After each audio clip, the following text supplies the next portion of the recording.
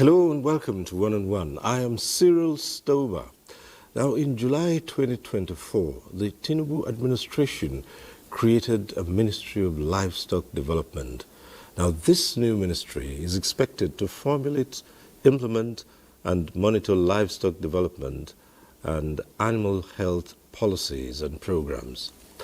Well, at its conception, not a few were skeptical about its functions, given that a Ministry of Agriculture and Food Security was in existence, and it had the department under which livestock development was captured.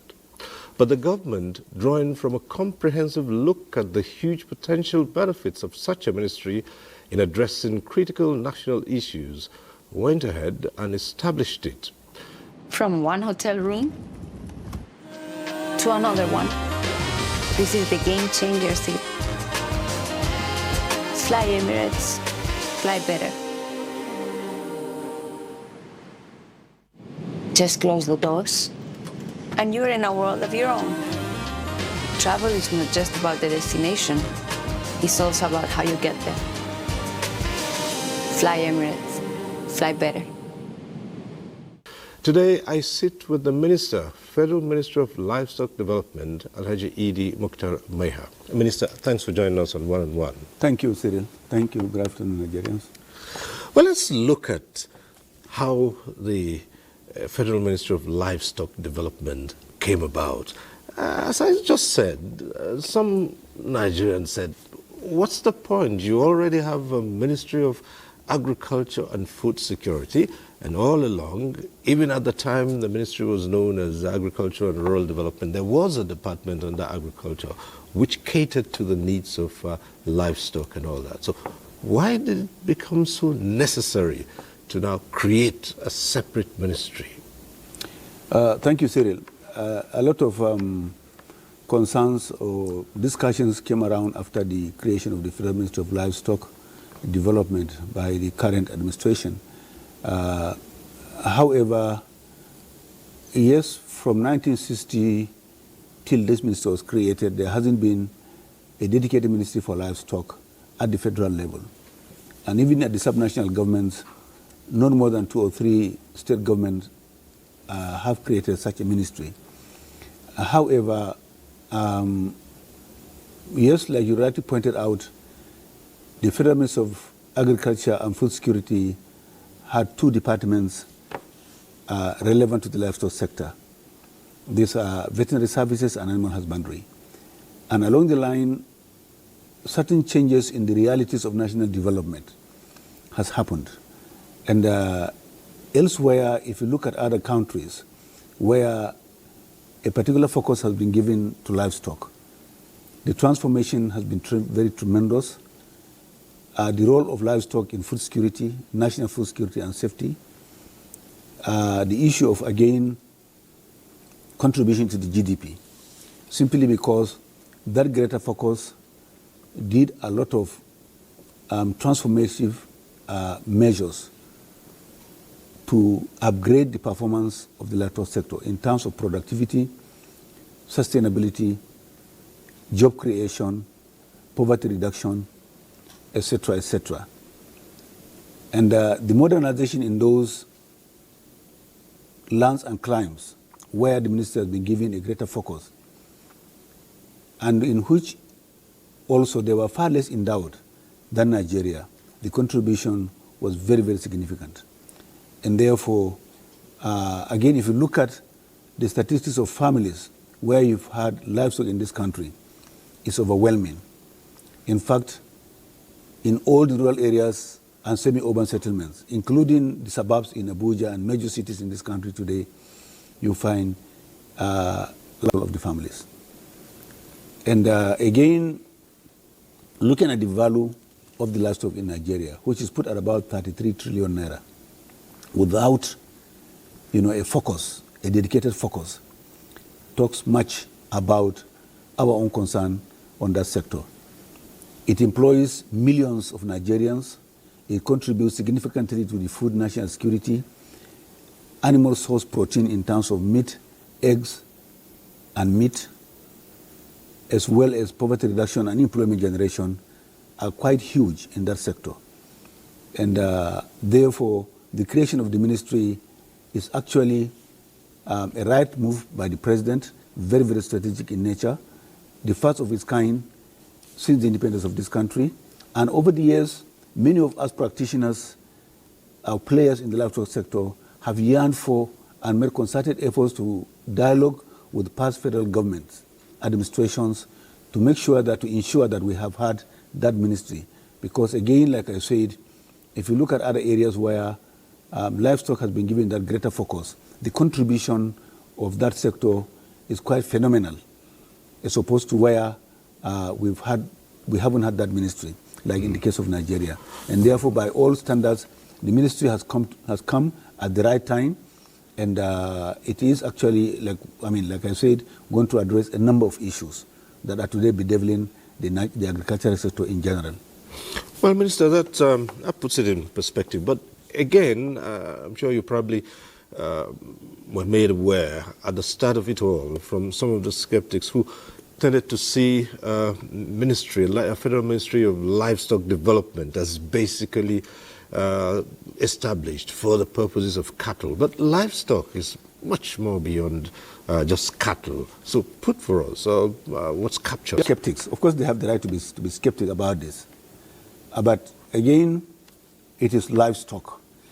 The reason why people just, narrowly focus it on cattle is because they are the most visible in our countryside. And for most of the crises that we're having today, security-related, breakdown of confidence and trust between farmers and herders, etc., is only focused on cattle.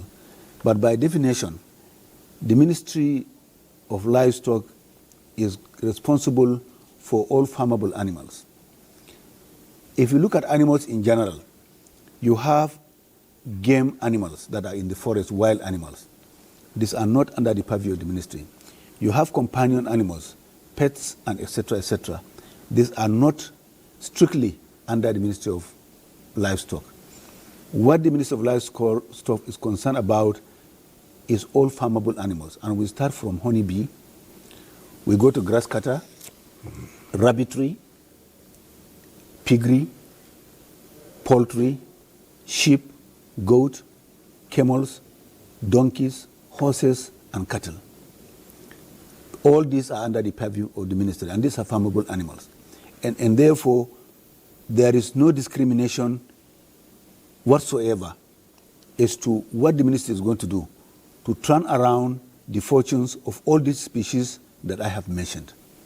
And therefore, again, we are also concerned about the value chains that are going to come out of those ministries by unlocking that sector. And these, gradually, we will have the opportunity to delve into those and tell Nigerians the hidden opportunities that are in those species that I have just mentioned. But for all intent and purposes, there is no singular isolation of any of those species to say that, look, the ministry is not going to deal with this, or is only going to deal with those. They are all farmable animals. They all come under the purview of the ministry, and they all make their own respective contribution in terms of economic growth, job opportunities, poverty reduction, and food and nutrition sovereignty in this country. Well, let's now look at some of these areas where you'd be formulating and implementing policies. And I'd like to start off from the most controversial and hotly debated of it all, which has to deal with grazing reserves, ranches, and things like that. Because, as you mentioned earlier, this has been most visible because of the issues surrounding security, farmer herder clashes, and all the rest of it. So let's see, how is this? In the past, there used to be known what was the cattle routes, but of recent, these hardly ever exist. And there have been so many controversial issues relating to modern practices in herding. So let's hear what your ministry has outlined in developing that sector. Thank you, Cyril. Hardly you do discuss livestock in this country without anybody talking about the migratory nature of animal herders and the issue of grazing reserves as well. Yes, ranching today, or from history, has been the singular most visible practice of animal husbandry in many regions of the world. Even here in the country today, there are a few ranches you find all over there are a few ranches in the country. However, the number of animals under cattle ranching are negligible. And what people do see actually are the herders that are migrating from one point to the other across the country. And therefore somebody will want to ask, what happened to those grazing reserves? The grazing reserves have been created right from 1957. Shortly before independence, the Lugard directed one Malam Hamis of Kano to do some mapping out of grazing reserves, and they were so gazetted. And between then, since then and now, from our inventory, since assuming responsibility of this ministry, we have inventorized about 417 grazing reserves across the country. Many of them have been gazetted, many have not been gazetted. But since the creation of those grazing reserves, there hasn't been any conscious effort to put in the necessary infrastructure to receive animals and herders in those grazing reserves. And that is one definite step that we need to take to discourage, transhumance nature of animal husbandry in the country. And therefore, we have done that inventory.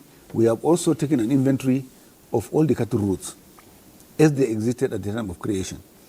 But between that time in 1960 to date, there have been a lot of changes in the population and city growth dynamics in the country. Cities have grown, demand for infrastructure have grown, a number of other shifts have happened. Many of the lands that were earlier on dedicated as grazing reserves, particularly those near the cities, have been gobbled up.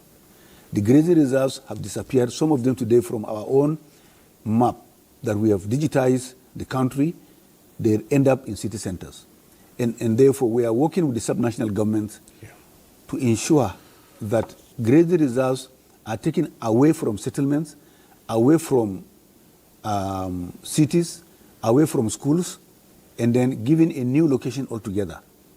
And then beacons are established as legal evidence that these are dedicated cattle routes. For the grazing reserves as well, we have gotten all the coordinates across the country. And we have the status of those that are gazetted and those that are not gazetted. And like I said, we are talking with the state governors so that we move in there. They have also been digitized. Okay. We have a map of Nigeria indicating the location of all those grazing reserves, their sizes, their coordinates, and their suitability or otherwise. Whether they have bodies of water, streams, marshy land, rocks, or whatever. Because these are the kind of evaluation that we require to get us ready to go and put the necessary infrastructure. Now, the intention of the ministry, after having that inventory, we are now holding discussions with the state governments, local governments, community leaders, as well as associations of livestock breeders across the range, to come to a term to design a model where we can put up necessary infrastructure in those grazing reserves, ready to receive animal activities, to turn them into communal ranches. What are we going to do there? Number one, why do pastoralists move from point A to point B? It's a survival mechanism. Where they are today during the rainy season, there is sufficient grass, sufficient fodder, sufficient water. But on the onset of the dry spell, that in some parts of the country lasts beyond 7 months, animals are living beings. They need to feed, they need to drink water. Now, we will provide grass varieties in those grazing reserves, create earth dams so that they can be involved in dry season cultivation of pasture. We will put up some models to accommodate both animals and their families in the sense of building houses, in the sense of putting veterinary clinics, in the sense of building nomadic schools. And each of those grazing reserves, from our own vision, is going to serve as an economic hub, where they will attract meat processors, where they will attract dairy processors. And therefore, the grazing reserves will make such an incentive for the farmers, for the herders to remain there. But it's not only for the herders. We are also saying that if there are those who want to do ranching and are looking for spaces, you want 3,000 hectares of land, 4,000 hectares of land to establish a ranch, whether it's a dairy farm or for beef production. Those grazing reserves will also serve as a point for any investor who would want to go into those. Because what we are looking at is a situation where each of those hubs, each of those grazing reserves will become a hub of economic activity, so that the incidences of people moving from point A to point B would have been nipped in the bud. Why are they moving? Like I said up initial, they are looking for grass and water. Once it is provided, it's not a cultural thing. Fly better.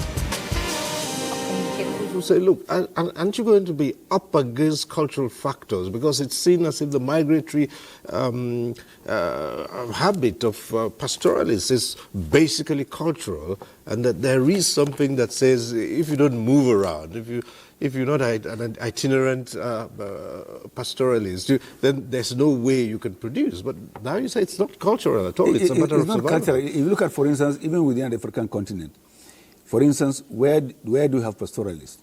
We have them in Nigeria, in West Africa in general. You go to East Africa, the Samburu, the Pokot, the Turkana, the Maasai, the Danashe, all of them are pastoralists across Kenya, Tanzania, Ethiopia. But the difference is that those ones have their own land. You have Turkana land, you have Maasai land, you have Pokot land. And those other pastoralists will not cross into those lands. That's a subject for another day.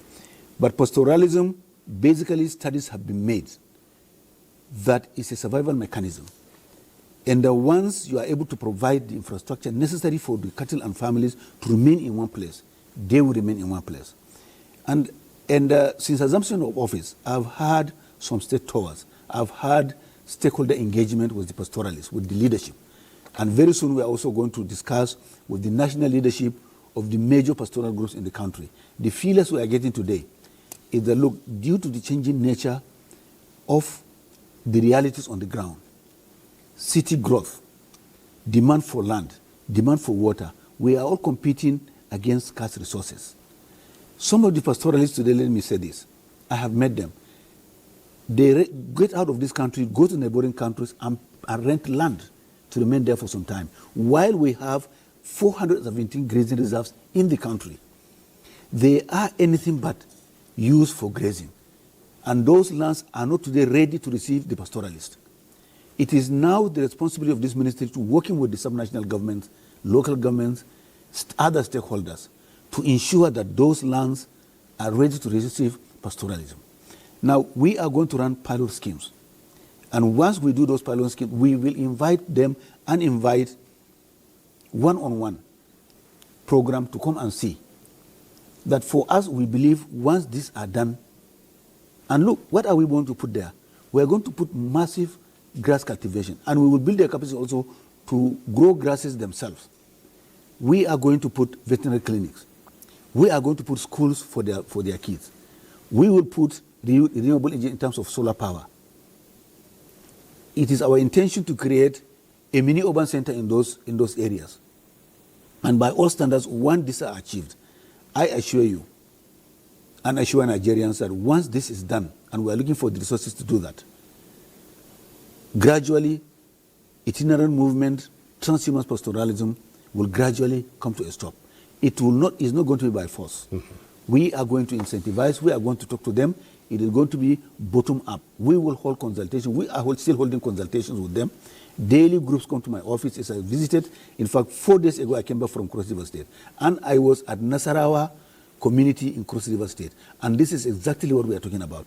It doesn't matter where you are Borno, whether you are in Sokoto, whether you are in Bodinga, whether you are in Plateau, whether you are Wase, whether you are in Nasarawa, in Calabar. It is the same challenge that people are facing. We want land where we can remain. This should be legally covered, and then the necessary infrastructure will be put there. The population of this country today is almost 250 million. Pastoralism, as we used to know it, was in the 60s and 70s or earlier than that. Abuja was not there. Kaduna City probably today has expanded more than 50 to 100 times between then and now. There was a time I traveled between Kaduna, Kano, Jigawa, and Yobe. And I was fully awake, I was not the one driving. Both left and right, there was not 30 meters of empty land. All were covered by farmlands. So where do these people take their animals to? The reality today has changed. And then we also need to put on our thinking cap and say, look, these grazing reserves are still there, unencumbered.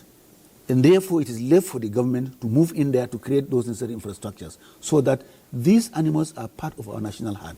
Right. They need to be taken care of so that they can also take care of our own economic interests in terms of economic growth, contribution to GDP, job creation, poverty reduction. This is what we are looking at. Fly Emirates, fly better. Thank you. All right, Minister, but that's one aspect of it, and even the success with acquiring land, developing the ranches and the infrastructure and all that is there. But there's the other aspect of it closely tied to it, and that touches on production and methods of production. Now, it's easily known that even for the amount of livestock that we raise, particularly with cattle, the output is very, very low. In terms of meat, for instance, and milk, dairy products, for instance. Now, there are modern methods of all of this all over the place. But here again, you deal with traditional practices in animal husbandry, which may begin to lead to the introduction of hybrids, and these are things that are still controversial. So it looks like the ministry has a huge task ahead in dealing first with acquiring and providing infrastructure, and then delving into practices which may be at conflict with not cultural this time, but traditional. Yeah, I think, thank you for raising that, Cyril. What is demanded of the ministry? We are to transform the livestock sector into a modern, vibrant, resilient, and globally competitive livestock sector. How do we do this? For anything to be modern, vibrant, resilient, and globally competitive, it has to be transformed, both qualitatively and quantitatively. How do we do that? You rightly pointed out that the animal husbandry practices are still very traditional. The species themselves are very indigenous. There hasn't been any injection of spirobreed, spirogenetics. Spirogenetics could be done by importing spirogenetics, to dilute what you have. It can also be done by careful scientific research in terms of breed performance. And it takes a very, very long time, but it's not undoable. The husbandry method will have to change. But let's look at the indigenous breed. I couldn't have put it in a better way. Milk yield is low. Carcass weight is low. Rate of growth is low. Feed conversion ratio is poor.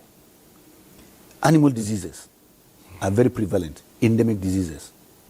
Cattle rustling, so many challenges. But for us in the ministries, these are not scary. They make the job exciting because we know we can do them. Breed improvement has to be done. Average Nigerian cattle, Nigerian mama cow, will give you 2 to 3 liters. But of course, I have seen farms in this country where the same Nigerian mama cow is giving 8 liters under very, very good husbandry management. But you cannot generalize that. So let's just take the average that an average Nigerian mama cow will give you 2 liters. The average bull probably weighs 350 kg.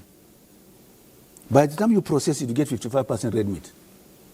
And even within that processing environment, to us here, everything goes to waste. But in the animal kingdom, nothing goes to waste. Nothing goes to waste because we are talking of modernity. And therefore, we are going to be in a position to optimize 100% all the products, byproducts coming from all of our livestock. We are going to embark on one breed improvement. How do we do that? We can do that by bringing in live bulls to service our herd. We can do that by artificial insemination. We can do that by embryo transfer. These are the three methods. And embryo transfer today has gone revolutionary. You can do multiple ovulation so that you can harvest eggs, 12, 15 eggs, 15, 12 eggs from a mama cow, and then put it to surrogate mothers. And you get 100% breed. We are going to do that. But we are going to be very, very careful in doing that. We want to leapfrog the sector without losing our indigenous genetics. We are going to preserve those ones. And we have already started talking to some international organizations to assist us in preserving all our local indigenous genetics. They're very, very important because they are products of the environment, they are hardy, they are resistant, and they have their own value. Therefore, we are not going to lose that. I know countries that have done blindly massive breed improvement and they have lost their indigenous genetics. Today, they are regretting. We are learning from that. But that duality will have to continue. We will bring in spirogenetics so that at least the mama cow can give you minimum 15, 20, 30, 40 liters. Then the rate of growth will also have to improve. Feed conversion ratio will also have to improve. Talking about health, the endemic diseases we have in this country are another challenge. Even if you have a spiro breed without necessarily eliminating foot and mouth disease, CBPP, black quarter, PPR, Gomboru, Newcastle disease, so African swine fever for pigs, across the range, we have to be in the position to be able to deal with these endemic diseases. And therefore, we are now going to ensure a healthier national herd so that each mama cow will give you one calf every year. And that is the optimum. Because the gestation period for cows is just like human beings, 295 days. Now, once you do that, and you cannot do that by following the pastoralists. And that's why we insisted that number one thing we are going to do is to ensure that those animals are settled in one place. We are going to work with pastoralists and other ranchers in the country to do that breed improvement. Now, we are working on a data. We are talking to some companies today to assist us in tracking, getting the data, digitalized data of all the animal resources and the herders we have in the country, so that once we settle them, we know you are in point A. For instance, let me give you an example. If you are in Wase, 72,000 hectares in Plateau State, we want to tag all the animals that are there, so that you cannot cross Wase into Taraba. Once you do that, we can see you from our screen. You have no reason to cross over. So once those are done, we have the numbers, then we can now talk of breed improvement and then disease and animal health management. Because if you cannot measure it, you cannot change it. We want to be in the position that all our programs will be data-driven. Okay. Well, speaking of health of animals, it's known that sometimes some animals are brought into Nigeria through the borders. And we wonder how stringent the controls are in ensuring that only healthy animals get through. They don't bring in something else because we're susceptible to all these health challenges for animals. So. Yes, exactly. This is part of the issue that we are going to tackle as well. At the moment, we are taking an inventory of all the international cattle corridors into the country. These animals come by what I call hoof importation. Right. They literally walk across the borders. And now this is happening because of the Equus Transhumance Protocol, established in 1979. Since that protocol was established, Nigeria has been at the receiving end. It hasn't been reviewed, and the necessary protocol that to establish the number and characteristics of the animals that are coming has not been done. Okay. I've already started raising this with the Federal Ministry of Justice, and I'm also going to talk very shortly with the leadership of the Equus sub-regional government. But before then, our intention today is to identify all those cattle routes in Adamawa, Borno, Yobe, Taraba, coming to Katsina, Sokoto, etc., etc. All those northernmost states that are bordering the international, the other neighboring countries. In each of those, we want to establish veterinary control posts, so that all animals that are coming there will have to be certified healthy before they move on into journey to the country. But the other aspect of it, we know that transboundary diseases are today very, very serious when it impact on national health. No matter whatever you do in country in terms of vaccinations, disease management, if you don't control what comes from your neighbors, your effort will be null and void. Right. So we want to be on the same page with our neighbors. We'll establish those posts. But beyond that, again, I know these cattle routes. I've traveled some of them, particularly the ones coming from Adamawa, right from the border into the Nigerian territory up to where they are going there for a larger market in Mubi, for instance. There is no single resting point. There is no single watering point. This animal travels hundreds of kilometers without taking even a drop of water. By the time they come to the larger market, the morbidity is very high. They lose weight, they are sick, and they have to be, kept there for 1 month to regain their weight. All right. Our concern here is that that is a cruel system. It's cruelty to animals. We will create resting points that they will mandatorily less there. We provide solarized boreholes there for the animals to also take water, for also the hard drivers to also remain. And by creating those control posts, we put veterinary services there. All animals that are certified and healthy to come in will be detained there until they are certified, healthy and are cured to continue their onward journey. Okay. At this point, we'll take a short break. When we return, there'll be so many interesting issues to raise with the minister. But stay with us. We'll be right back. Just close the doors, and you're in a world of your own. Travel is not just about the destination. It's also about how you get there. Fly Emirates. Fly better. Why should we be in a difficult situation financially? Once upon a time we were rich, but we're not a rich country anymore. Disaster management is everybody's business. In all these times, the organization turned to Nigeria. We would as much want to harness the capacity that is within us so that we see how we can become self-reliant. 1 month ended and you said you are increasing warning strike by 2 months. I mean, you are incubating madness. Even if these are officials of government who have been told to go and enforce the law and they have gone against the law itself, they must be held accountable. 1-on-1, Friday, 10:30 p.m. on NTA Network. From one hotel room to another one. This is the game changer seat. Fly Emirates. Fly better. Thanks for staying on. I'm still here with the Minister of Livestock Development, Alhaji Idi Mukhtar Maiha.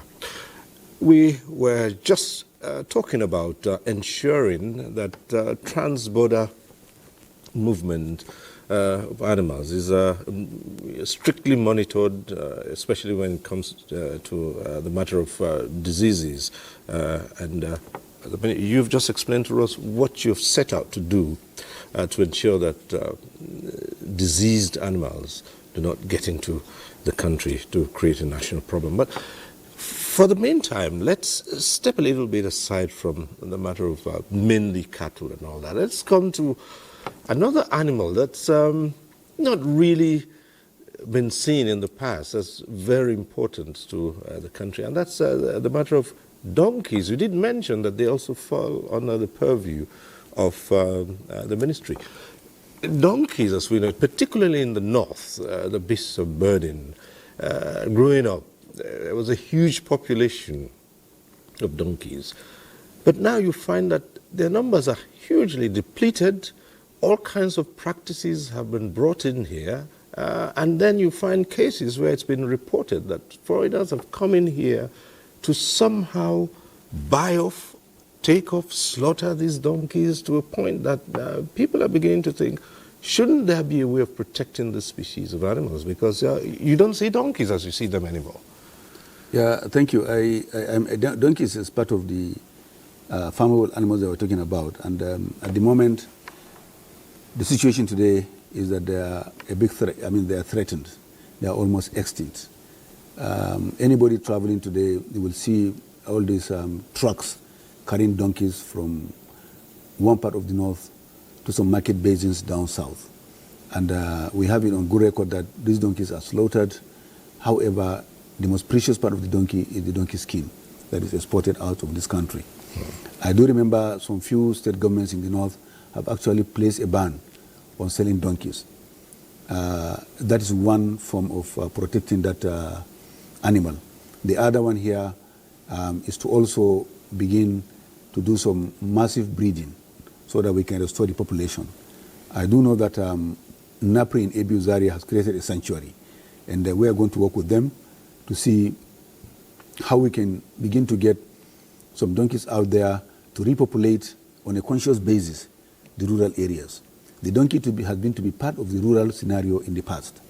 All of us those of us who grew up in the rural areas, we used to ride donkeys. They were all over the place. It's a bit of burden. But however, the donkeys, some people felt that they were dispensable because motorized form of transport has been introduced.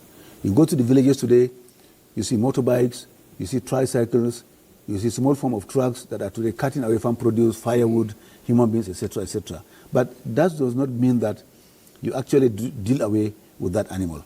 It is part of our national ecosystem, and it is our intention, like I said, to work with such institutes in this country to deliberately create sanctuaries so that we can repopulate donkeys. And repopulating donkeys doesn't mean that you take it and just release it in the village. Of course, somebody at the next corner will just capture it and sell it. We want to also tag them when we do that, and somebody is going to take responsibility for that. We want them to be back and be part of the rural scenario. That's what we are looking at. Yes, camels too, they are not seen as such, but camels also play a very, very vital role in terms of meat and milk contribution to the national menu. So we are also going to encourage people to do into that. I was in Borno State twice, and I've spoken to the chairman of the camel dealers in Maiduguri, and we are going to work with them to study as well with the faculties of veterinary medicine in this country to see how that can also be popularized. I have been told that there is a camel ranch in Abuja. I've actually spoken to the rancher, but I have not been able to visit that one. But he told me he has about 160 camels in that ranch. And the day I'm going there, I will give it wider publicity so that we can talk about the benefits of also getting into camel ranching. But for the donkey, this is exactly what is there. It is threatened. It's almost extinct. We will reverse that trend. Well, perhaps of all those animals that are farmable and captured under the ministry, perhaps the one that we might say has had the biggest development and it's so widely recognized as poultry. We have in households been able to raise chickens. But the question still remains that the population, as you have noticed, has grown so high that, again, the question of eggs has become a very difficult. Many families now can hardly afford eggs. The cost of eggs has gone through the sky. But again, with a developed poultry industry, in the past, even civil servants were encouraged to have small poultries. But there are so many issues, not the least of them health and these diseases which you earlier spoke about, which have led to the culling of chickens across board. How do you intend to work on this? Yeah, thank you very much. Like you pointed out, the poultry has been the most successful business in this country looking at the value chain, the livestock. And this has happened for a number of reasons. Of course, yes, today things are turning down south, and simply because of two things. Number one, the issue of feed, the cost of feed. That again is also being driven by the prices of grains. The second aspect is that issue of vaccinations or drugs, poultry-related vaccinations and drugs. And for vaccinations for drugs, it's across the board. Whether you're talking about African swine fever for pigs, whether you're talking about PPR for small ruminants, or whether you're talking for other diseases that are uniquely bovine-related in terms of cattle. For the poultry, we've had an engagement with the Poultry Association of Nigeria. And I've also visited a few farms that are major players in the country. And we have collected all the challenges, and this will soon be addressed. That is the issue of feed and medicaments. Now, however, in the last 2-3 years, because of these dynamics, many farms have closed down. Now, rather than closing down, somebody can scale down. That is one strategy. I have been a layer producer myself. I used to do layers. I had to scale down. But because my farm is integrated, I stopped the layer business for one reason, not related to what I have mentioned. But I'm now moving over to free range. That's another portfolio one can open. But again, the intention here is, like I said, we have collected all those challenges and we'll soon start addressing them in terms of feed availability, etc., etc. In fact, the Feed Millers Association of Nigeria also came to office and we discussed. And today, we have set up a small committee to look at those challenges and come out with mitigants on how to address them. But beyond that, what other aspect we are looking at today is that rather than have a large-scale or medium-scale poultry farm, we want to encourage, we want to come up with initiatives for youth and particularly household wives, women. And not necessarily women as such. Anybody who wants to go into poultry, we want to popularize that one. Number one, you can do layers, you can do broilers, you can do the locally developed noila, you can do also locally bred Shika Brown. These are what we want to popularize. Now, both noila and Shika Brown are dual purpose, both for meat and for egg. And research is also ongoing today to improve on those two issues, both meat and egg. Both of them are hardy. They are meant for the rural areas. They can jump all around, eat from kitchen leftovers, kitchen residue. And then once you popularize that one, you are saying here that, look, the egg that these birds are going to lay, two things can happen. You can aggregate them, you have a large flock, and sell, because your cost of production is very low. Or you can also eat them in the family. So that's how we are going to approach it, so that at least that bird-based protein is readily available for the household. This is how we are going to look at it. But by and large, the challenges you have mentioned, or rather the issues that I've raised, they run across. What number of cattle do we have in the country? More than 22 million. But of course, that is a number that we are saying. The last national livestock was done in 1991. So we are just projecting, extrapolating to get the number. For goats, we have almost 80 million. For sheep, we have almost 50 million. For the poultry, you're talking about a little bit more than 500 million. For pigs, we have 9.3 million. So, but these numbers, looking at our propensity for consumption, 250 million Nigerians.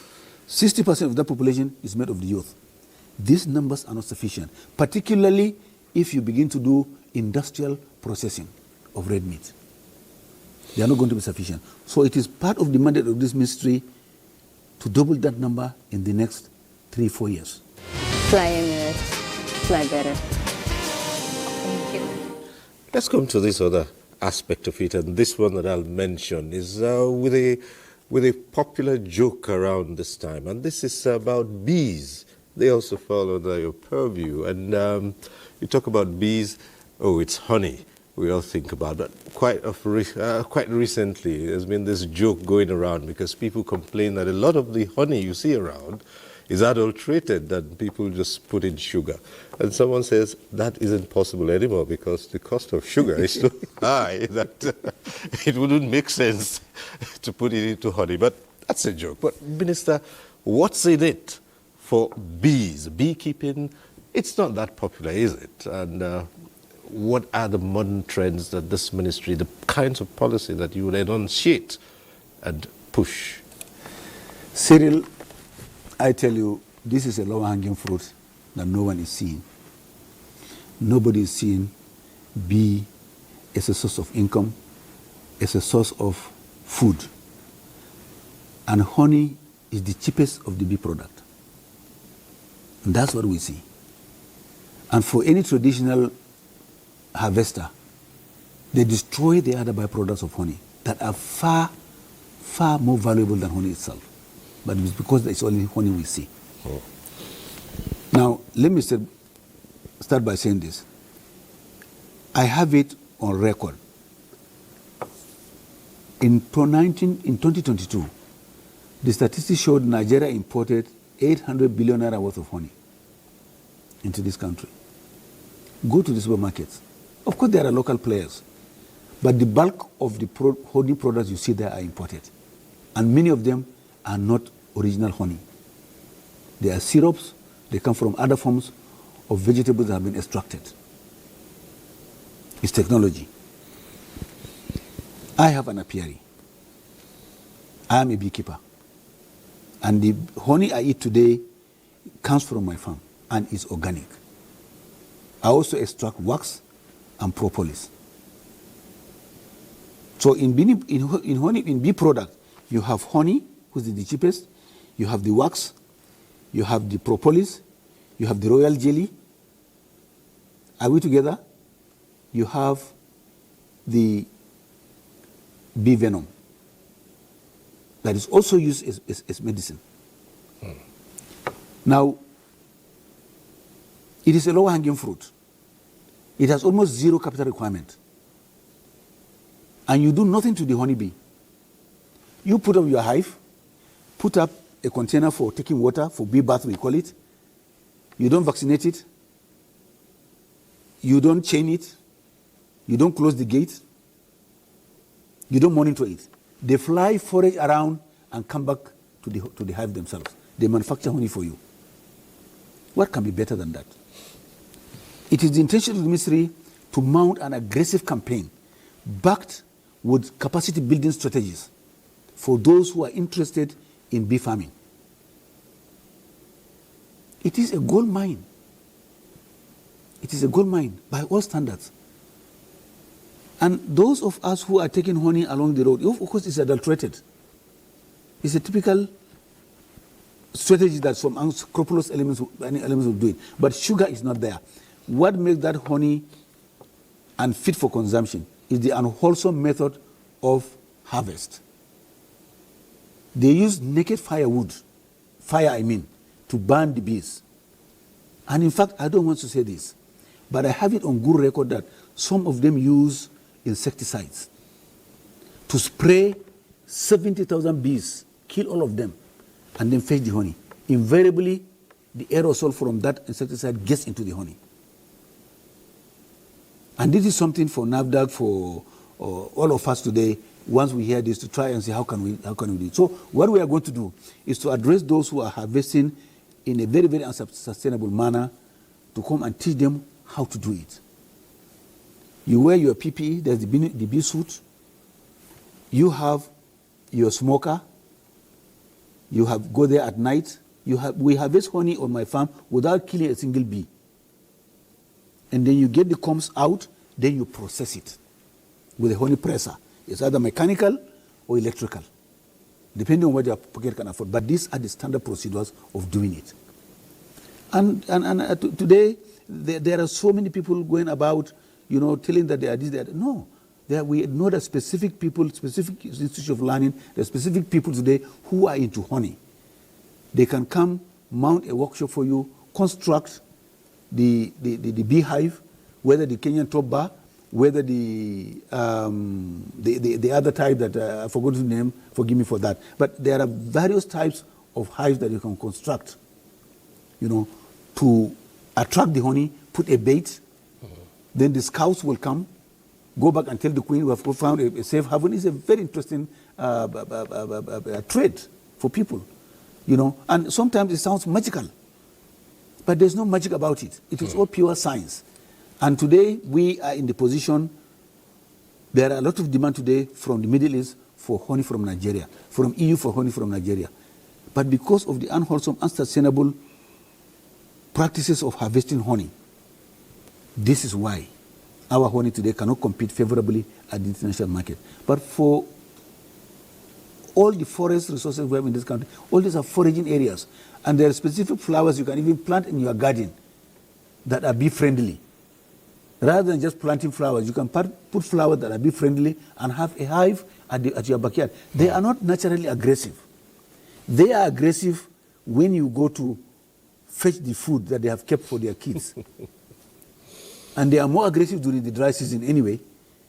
And there are measures that you can take to go and harvest your honey even during daytime without being stung. So by and large today, this is a lower hanging fruit that the ministry intends to popularize, mount aggressive campaign to make people know that this is actually a lower hanging fruit. And then you can have a bee farm.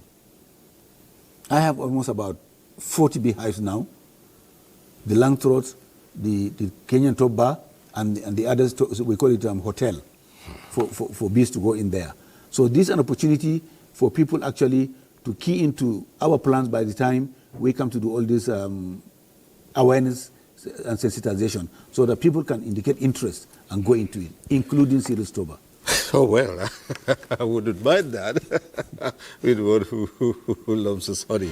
Fly better. Thank you. But as we prepare to wind down, Minister, you did say in one of your engagements with the media that you would be working towards promoting public-private sector investment in livestock. What's the volume we're looking at here within the livestock industry? We're looking at I think the volumes are limited. The industry, Mr. President has today switched on the livestock, and it is open. The livestock sector is open for business. It is in the public domain that the trip we had to Brazil last year, we've gotten a commitment of $2.5 billion investment in the red meat. And since then, we have received a lot of local, national, and international appetite for investment into the red meat. We are taking inventory of all the abattoirs today in the country, and both government-built and privately built. We are going to work with those investors to ensure that all these abattoirs are working to process red meat. And it's a gradual process of discouraging manual slaughter slabs, which is very, very unhygienic. I went to the Amazon Central Abattoir in Ibadan, and what I saw is revolting. I don't want to look at those pictures again. Feces, blood, human beings, so many things. An abattoir is supposed to be has to be mounted with biosecurity. Not everybody will have access to it. But there you have a market free for all. You slaughter a cow or an animal and you put kerosene and burn it. These are carcinogenic. You put spent engine oil to burn it. These are cultural issues. But what we are saying here, all these practices are opportunities for the ministry and the private sector to come on and improve on the sanitary and operating conditions of the abattoir system. About ranching, we have also a lot of interest from people who have want to partner with this government to be given land to open up ranches, beef loading, dairy farming, or large-scale goat farming. Remember the Sokoto Red? It has one of the best skins height and skin in the world. We are talking with the authorities in Sokoto State to ensure that that species of goat itself, is massively being farmed. So what we are saying here is that the opportunity is there today. It doesn't matter the scale you want to go into. Number one, you can have 2-3 high-yielding dairy cows, and you can sell your milk, 30, 40 times 3 cows, 90 liters. You can go into fattening. You can go into large-scale ranching.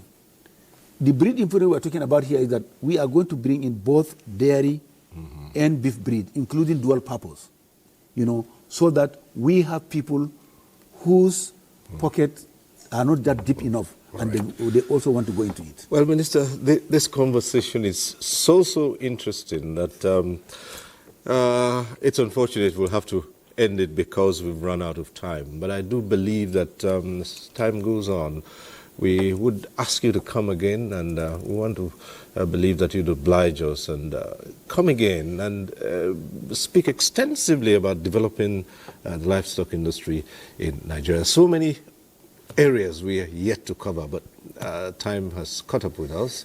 Thank you, Cyril. One last statement I want to say here, Cyril. the livestock industry, the Federal Ministry of Livestock has been open for business by that singular act of Mr. President in creating this ministry, which is part of the Renewed Hope agenda.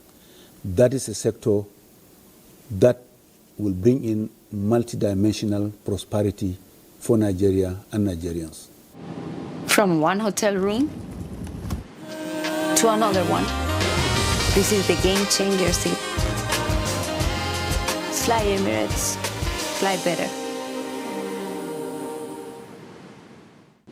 Just close the doors and you're in a world of your own. Travel is not just about the destination, it's also about how you get there. Fly Emirates, fly better.